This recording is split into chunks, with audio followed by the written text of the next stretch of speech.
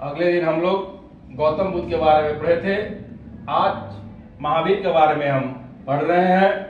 आप लोग इसे नोट भी करिएगा, लिखिए। महावीर का जन्म 540 ईस्वी पूर्व वैशाली के कुंदग्राम में हुआ था।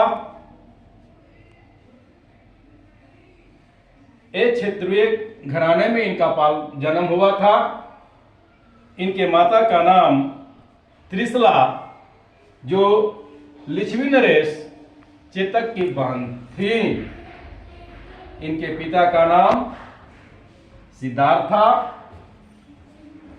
जो ज्ञात्रिक कुल के प्रधान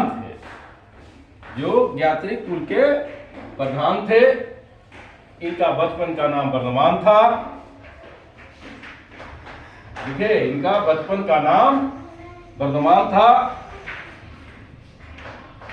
वर्धमान का बड़े भाई का नाम नंदीवर्धन था। यानी महावीर का बड़े भाई का नाम नंदीवर्धन था। इनका बचपन या पालन पोषण एक राजा की तरह हुआ। पूरा सुख सुविधा के साथ इन्होंने अपना जीवन व्यतीत किए। हालांकि अंदर से इन्हें वो सही महसूस नहीं होता था, फिर भी इन्होंने, बड़े घर के बच्चे थे, उस ढंग से इनका पालन पोषण हुआ। इनका विवाह यशोदा नामक कन्या से हुई, जिनसे एक पुत्री रत्न की प्राप्ति हुई। उस पुत्री को इन्होंने जमाली नामक व्यक्ति से विवाह किए। इनसे, यानी इनका दामाद का नाम क्या था? जमाली। और पुत्री का नाम क्या था? प्रियदर्शना। पुत्री का नाम प्रियदर्शना। इनके बड़े भाई का नाम नंदीवर्धन। पिता का नाम सिद्धार्थ, माता का नाम त्रिशला, जो लिच्छवी नरेश चेतक की बहन थी। ठीक है। इन्होंने 30 वर्ष की अवस्था में अपने माता पिता के मृत्यु के उपरांत अपने बड़े भाई से आज्ञा लेकर, ठीक है, नहीं कि बड़े भाई के दबाव में, बड़े भाई से आज्ञा लेकर गृह त्याग कर दिए। और इन्होंने गृह त्याग किए और 12 वर्ष तक इन्होंने हर जगह इधर उधर सत्य की खोज में घूमते रहे, भटकते रहे। ठीक है।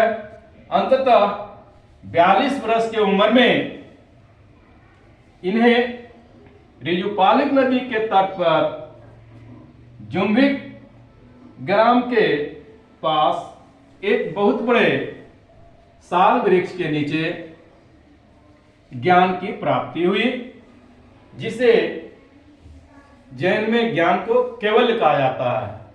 क्या? केवल्य की प्राप्ति हुई। इनके गुरु का नाम इंद्रभूति गौतम था, महात्मा बुद्ध। अब जब वो ज्ञान की प्राप्ति हो गए तो इन्हें महावीर नाम दिया गया, क्योंकि वो ज्ञान के प्राप्ति इन्हें कोई साधारण ऐसी गया कहीं ले लिए एक दिन पढ़ के, वैसा नहीं हुआ। इन्होंने बहुत कठिन परिश्रम किए थे। इतना तक कि इनका जो वस्त्र पहने हुए थे ना, वो सब इनका शरीर में ही रह गया था, सब गल गया था, हाड़ मांस पूरा नजर आता था। ठीक है। और इस सत्य के खोज में खूब कठिन परिश्रम किए, इस चलते इनका नाम महावीर रखा गया। ठीक है। इनके गुरु इनका शिष्य भी थे, मखलीपुत्र गौतम, सुधार, जम्बू। ठीक है। ये सब इनका शिष्य थे। इन्होंने अपना प्रथम उपदेश राजगीर में दिए। प्रथम उपदेश राजगीर में निपुणाचल पहाड़ी पर दिए थे। ठीक है। विपुलांचल पहाड़ी पर इन्होंने प्रथम उपदेश दिए थे और अंतिम उपदेश पावापुरी के जल मंदिर में दिए थे। महावीर अंतिम उपदेश कहां दिए? पावापुरी के जल मंदिर में दिए थे और ये जैन धर्म के 24वें तीर्थकर के रूप में जाने गए। इन्होंने इनसे पहले भी 23 थे जो जैन धर्म को प्रसार कर रहे थे, ठीक है।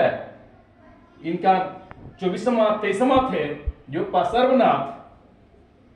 जैन धर्म के 23वें प्रचारक कौन थे? पार्श्वनाथ थे, जिन्होंने जैन धर्म के 4 वो सिद्धांत दिए थे: अहिंसा, सत्य, असत्य और अपरिग्रह। कहते कि ये जैन धर्म में ये 4 चीज को मानना जरूरी है, ठीक है। क्या चीज को? अहिंसा को, मैंने किसी को वध नहीं करना, किसी को कष्ट नहीं देना है। अगला सत्य बोलना है, फिर अगला कहे कि नहीं असत्य नहीं बोलना है, सत्य बोलना है, फिर असत्य बोलना है, फिर अपरिग्रह मैंने संपत्ति को त्याग करना है, ठीक है। उसमें एक और इन्होंने सिद्धांत को जोड़ दिए थे जो बहुत महत्वपूर्ण है, जिसे ब्रह्मचर्य बोलते हैं। क्या बोलते हैं? ब्रह्मचर्य। एक महावीर ब्रह्मचर्य जोड़े और उसी के आधार पर इन्होंने जैन धर्म को आगे बढ़ाने का उपदेश दिए, ठीक है। और इनका जन्म 468 ईस्वी में पावापुरी में, कहा? पावापुरी में 72 वर्ष की आयु में इनकी मृत्यु हो जाती है। थैंक यू, धन्यवाद।